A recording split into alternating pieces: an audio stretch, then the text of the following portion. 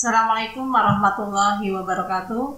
Alhamdulillahirrabbilalamin. Wassalatu wassalamu ala asyrofil anbiya'i wal mursalin wa ala alihi wa sahbihi ajma'in amma ba'du. Puji syukur kita panjatkan kepada Allah Subhanahu wa taala karena atas berkat terlimpahan rahmat dan hidayahnya. Pada kesempatan hari ini saya bersama Bapak Ridho Setiawan SOS selaku Ketua BK PRMI Lampung sekaligus sebagai Wakil Kepala Sekolah Bidang Kesiswaan SMK Amal Bakti Jatimulyo. Pada kesempatan hari ini kita akan berbicara perkara iman seputar bulan Ramadan. Bagaimana Pak Ridho kabarnya? Alhamdulillah sehat, Alhamdulillah bisa diberikan kekuatan untuk bisa memaksimalkan bulan Ramadan yang penuh dengan cinta ini. Gini Pak Ridho, ada beberapa hal yang ingin saya tanyakan. Pertama, saya memiliki siswa-siswa banyak sekali di SMK Amal Bakti. Kira-kira amalan apa yang pas bagi siswa-siswa kita ini di bulan Ramadan ini? Masya Allah, pertanyaan yang sangat luar biasa ya. Tentunya bagi siswa ada banyak sekali potensi-potensi yang bisa kita gali gitu ya. Kalau di dalam Quran surah Al-Baqarah ayat 183, maka pertama yang menjadi amalan pada bulan Ramadan tentu adalah puasa. Ya. Di siang hari puasa, kemudian di malam hari dimaksimalkan dengan sholat malamnya atau kita kenal dengan sholat tarawih. Tetapi bagi siswa-siswi kita itu juga bisa memaksimalkan waktu-waktu yang luang dengan apa? Dengan tilawatil Quran, dengan membaca Al-Quran. Bukan seberapa banyaknya, tetapi sebagaimana kita bisa mengupayakan diri kita untuk menunjukkan kepada Yang Maha Kuasa bahwa inilah saya ya Allah, saya pengen dapat kebaikan di bulan Ramadan. Dapat tilawah banyak itu bagus, kalaupun bisa sedikit, walaupun baru bisa sedikit itu juga sudah bagus. Jadi bisa puasa, malamnya kita lakukan dengan salat tarawih, dan kita perbanyak baca Al-Quran. Zikir, sedekah, semampu kita. Itu yang bisa kita betul sekali Pak. Jadi Bapak selaku Wakasis di SMK Amal Bakti Jatimulyo, bagaimana anjuran-anjuran kepada siswa-siswi kita, misalnya siswanya ingin melaksanakan buka puasa bersama, apakah itu ada program di Sekolah Amal Bakti Pak? Baik. Tentunya di SMK Amal Bakti kita akan membuat satu program ya. Tentunya kita akan melibatkan teman-teman dari pengurus Rohis dan teman-teman ekskul yang lain. Bagaimana mengkrit buka puasa bukan hanya dapat esensi kekeluargaan saja, tetapi kita dapat juga peluang ibadahnya. Artinya apa? Sholat maghrib tidak tertinggal, puasa pun tetap berjalan. Artinya kita tetap ada program yang nantinya kita coba sinergi dengan kawan-kawan dari Rohis yang kita harapkan anak-anak kita bukan hanya mempererat keluarga, tapi juga terjaga sholat maghribnya, sholat tarawihnya, tanpa menghilangkan esensi dari buka bersama. Iya, betul sekali itu Pak. Kebanyakan yang kita lihat mungkin tidak di sekolah kita Pak ya, mungkin di luar banyak sekali bukbernya ada kebersamaan ya, silaturahminya, tetapi terkadang sholat maghrib dan tarawihnya tertinggal Pak ya. Nauzubillah, semoga ya teman-teman semua di luar sekolah kita maupun sekolah kita juga bisa menjaga. Amin. Kemudian Pak, ini kita memasuki bulan Ramadan yang kedua Pak ya, dalam arti menurut Rasulullah bulan Ramadan dibagi menjadi 3 bagian. Bagian pertama itu penuh dengan rahmat Allah, bagian kedua dengan ampunan, dan bagian yang ketiga itu terbebas dari siksa neraka dan dibukakan pintu-pintu surga. Nah itu bagaimana menurut Bapak? Baik, sebenarnya 3 hal ini kalau kita upayakan, ini sebenarnya memberikan refresh kembali kepada kita. Karena kalau kita melihat fenomena-fenomena sekarang ini, setiap tanggal 10 itu banyak sekali perubahan-perubahan. Yang dari musolanya ramai, dari masjidnya ramai, kemudian memiliki kemajuan dalam hal apa? Softnya, biasa Pak ya. Makanya dengan per 10 itu sebenarnya memberikan refresh lagi kepada kita, untuk mengevaluasi lagi kepada kita. Sebenarnya di 10 yang hari pertama, apakah saya sudah mendapatkan rahmat kita? Evaluasi lagi program-program kita, amalan-amalan kita. Akankah itu rahmat Allah turun kepada kita? Masuk ke 10 yang kedua, apalagi ini bertepatan dengan tanggal 12 ya, 12 Ramadan. apakah kita mendapatkan maghfirah? Jangan sampai kita nggak mendapatkan ampunan Allah. Padahal diskon pengampunan itu sangat banyak sekali nih di bulan Ramadan. Nah, yang ketiga tentang pembebasan dari api neraka. Apakah kita di pekan yang ketiga di 10 hari terakhir itu tidak memanfaatkan agar diri kita terbebas dari api neraka? Jadi sebenarnya pembagian per 10 itu menguatkan kita untuk apa? Untuk mencari semangat yang hilang gitu. Untuk mencari semangat yang hilang. Jangan sampai menjelang hari terakhir kita justru sibuk ke mall daripada ke masjid gitu, dan sebagainya. Itu yang terjadi ya. Jadi kita bagaimana kita bisa memanfaatkan hari-hari kita itu untuk push pahala, untuk posting kebaikan-kebaikan gitu. Dengan cara apa? Ya mengevaluasi per 10 harinya seperti itu. Tapi kebanyakan itu seperti itu Pak ya. Jadi mungkin ada seleksi gitu Pak ya. Seolah seleksi alam. Jadi kalau awal tuh rame, pertengahan udah tadi ada kemajuan Pak.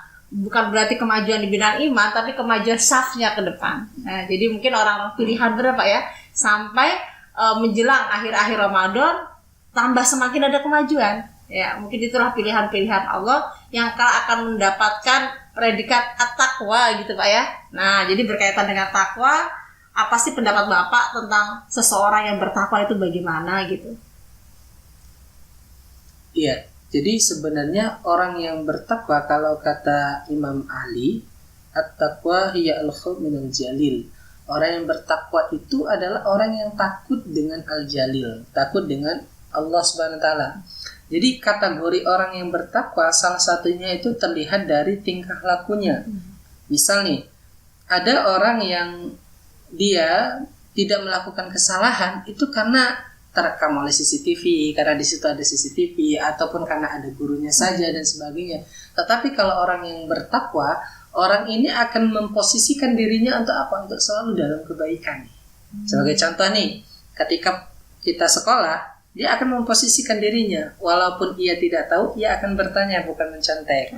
Gitu Pak. Kalaupun di Ramadan ia tetap chattingan, dia akan berupaya bagaimana chattingannya itu tetap yang baik, tidak keluar dari batas yang wajar gitu. Ketika ada dia yang tidak puasa karena terpaksa, misalnya uzur bagi wanita, dia tetap takut dengan jalil, dengan robnya, dengan cara apa? Nggak makan sembarangan, nggak menunjukkan bahwa dia tidak puasa dan sebagainya. Jadi takwa itu bisa dilihat dari segi itu yang pertama. Yang kedua apa? Ya al-jawab minal jalil. Kemudian wal a'malu bi at-tanzil. Dia beramal dengan tanzil, dengan apa? Dengan Quran. Makanya kalau di Al-Baqarah kita lihat ya di ayat ke-2, A'udzubillahi minasyaitonirrajim, dzalikal kitab la raiba fi hudal lil muttaqin. Bahwa memang Al-Qur'an itu enggak ada keraguan, pengen baik yang ikut Quran, pengen soleh yang ikut Quran, pengen kaya yang ikut Quran, apapun kalau pengen jadi yang terbaik ya Quran. Karena Quran adalah manual book. Dan itu akan terlihat dari mana? Bagaimana orang itu berusaha untuk menunjukkan, ya Allah saya sedang OTW nih. Sedang OTW nih kepada engkau. Dengan cara apa nih? Saya baca satu ayat hari ini sebagai bukti bahwa saya mau dekat sama engkau. Saya baca setengah lembar, saya baca 1 lembar, saya baca 1 juz, macam-macam sesuai dengan kekuatan kita masing-masing. Yang terpenting itu tadi terlihat dari apa?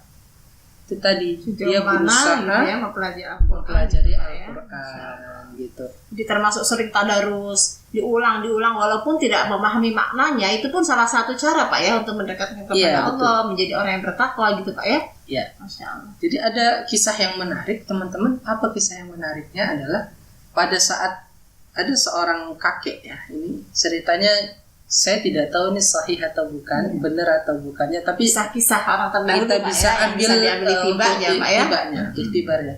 Jadi kakek ini punya cucu ya, cucunya ini pernah bertanya karena kakeknya ini punya kebiasaan selalu baca Quran, Kemudian cucunya bertanya, apakah kita masih dapat pahala, masih dapat manfaat dari Quran, padahal kan kita cuma baca aja, nggak ngerti apa itu artinya gitu. Iya, Pak. Maka kata kakeknya apa? Cucuku tolong ambilkan, jadi ada semacam sangke untuk keranjang untuk muat singkong itu. Bawalah ke sungai, kemudian ambillah air pakai. Maka cucunya mengambil kan, memasukkan itu. kemudian berlari, belum sampai rumah habis airnya ya betul. Terus diulang-ulang terus sampai 5 kali sampai 6 kali. Akhirnya cucunya menghadap ke kakeknya. Wahai kakekku, mana mungkin aku bisa mengambil air dengan keranjang ini gitu. Maka kakeknya kemudian berkata, memang kamu tidak bisa mengambil air dengan keranjang itu, tapi coba kamu lihat sebelum dan sesudah keranjang itu dicelupkan ke air. Pasti ada bedanya Pak ya. Ternyata perbedaannya terletak pada kebersihan. Nah itulah ketika kita baca Quran 1 ayat, 1 lembar, setengah lembar, 1 juz, 2 juz sekuat kita, maka secara tidak langsung hati kita itu sudah kita celupkan. Perumpamaannya seperti itu Pak ya. Jadi membersihkan hati kita dengan Al-Quran Pak ya. Semakin sering dicelup hati kan semakin bersih. Semakin bersih hati akan semakin tenang. Semakin tenang maka apa? Pikiran, tingkah laku akan selalu di dalam kebaikan. Masya Allah, luar biasa Al-Quran ya. Makanya Al-Quran itu memang wajib kita imani, kita pelajari, kita hafalkan Pak ya. Masya Allah. Kemudian ini saya ingin bertanya tentang Lailatul Qadar Pak ya. Kalau laki-laki itu bisa itikaf di masjid.